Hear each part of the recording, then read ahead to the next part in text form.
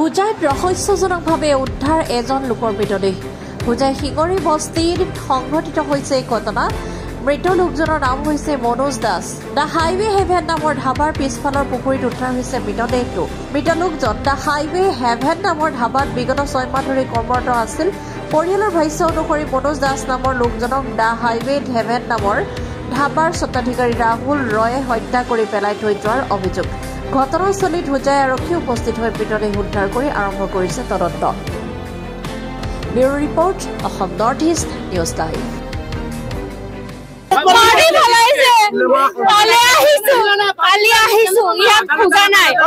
আজি মৰ্ণিঙত আহি পেলাই ডাইৰেক্ট কৈ আছে ইয়াতে আছে, ইয়াতে পৰি আছে, ইয়াতে পৰি আছে। মানুহটো বহুত খটাইছে ইয়াতে। আমি আসছিলাম, আমি নতুন বাজার সারা খুঁজছি লগে আইছি, রাহুলের লগে আইছি।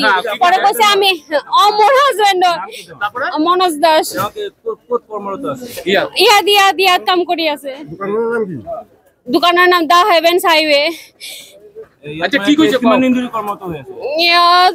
6 মান্থ এনেকা হ'ব। আপোনাৰ কি সন্দেহ হয়? ইয়াত মাৰিছে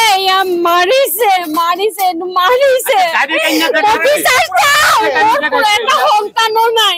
মই কি দেখি পেলাই বাচি থাকিম? মোৰ এটা সন্তানো নাই, মই কি দেখি পেলাই থাকিম কওকচোন? পুলিচক মাতিছে, পুলিচ এতিয়া আহিবলৈ ইমান টান পাইছে। ইহঁতে মানে বৰযাত্ৰী নাহি আহিব, সাজি গুজি পেলাই আহিব। ইয়াত পুলিচ আহিবলৈ ইমান দেৰি কৰিছে। মানুহটোক উঠালে যদি বাচি যায়। মই ইমান টাইমৰ পৰা মানুহটোক মাতি আছো, অলপ উঠাক। কিবা পুলিচ আহিলে মই কম, মই উঠাবলৈ কৈছো। মোৰ মানুহ গৈছে তো, আপোনালোকে যোৱা নাই নহয়। মোৰ মানুহ গৈছে, মই কি লৈ থাকিম এতিয়া? মই কি লৈ থাকিম? মানুহটো কিমান কষ্ট পাইছে। ৰতে ৰাতি গাড়ীত ইয়াতে ৰৈছে। মালিকেৰ নাম কি? ৰাহুল। ৰাহুল দে। মালিক হয়। মই এটু কব নোৱাৰো, কিন্তু তাক মাৰিছে, যোনে হওক মাৰিছে। মই কাকো কৈ মানে ডাইৰেক্ট নকওঁ যে এইটো মানুহ মাৰিছে, কিন্তু তাক মাৰিছে। আপুনি চাই আছে নহয়, একো হোৱা নাই। ডাইৰেক্ট কেনেকৈ পৰি যাব পাৰে?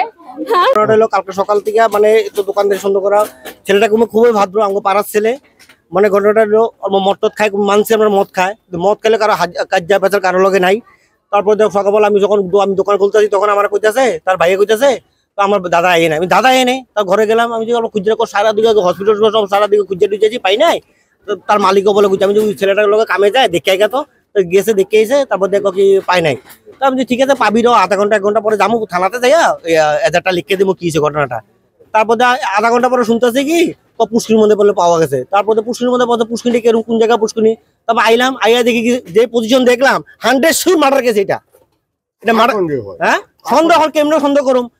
মালিক তার দোকানের পিছনে পুষ্কিনিটা ছোট হয়ে বলে সারা রাত বলে খুঁজছে। তারপরে দেখে দিয়ে কালীবাড়িতে মানুষ আছে, ডাইরেক্ট বলে মালিকরে বলে দেখাইতে আছে বলে ও পাল কই পাল বলে ডাইরেক্ট বলে কইছে লাশ দেখা দিতেছে।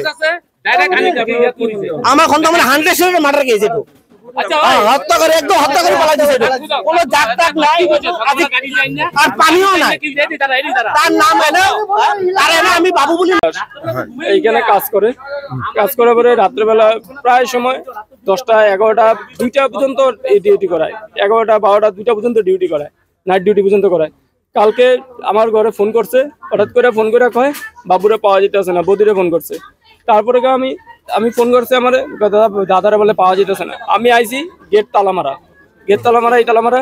তারপর কয় কি ওই তো 9টার পরে বাইরে গেছে কই গেছে খুঁজে পাইতাছি না, চলো খুঁজি। আমি এদিকে সব খুঁজতেছি। তো খুঁজে করে সারা রাত্র আমি স্টেশন, তারপরে থানাতে গেছিলাম, তারপরে তোমার হলো এফআরইউতে গেছি, সবখানে গেছি, সব জায়গায় ঘুরছি, ওর বন্ধু বান্ধব সবখানে গেছি। যাওয়ার পরে কোনো কিছু পাই নাই, পাইনি। তারপরে সকালবেলা ওই বদিরে কয়ে চলো গাড়িতে গাড়িতে বৈশা কয়ে ওই আনছে আইনা এই দোকানের মালিক হলো রাহুল দাস, রাহুল রয়। তারপরে বদিরে আনছে, আনার পরে এখানে আইনা বদিরে কয়ে কি তো ওই যে দেখো ওইখানে বাবু পড়ে রয়েছে এইটো হত্যাকাণ্ড বুলি ভাবে নেকি?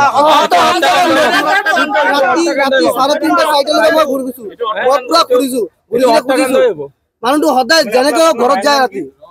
আপনার ভাইয়ের নাম কি? মনোজ দাস। এনে বাবু মনোজ দাস।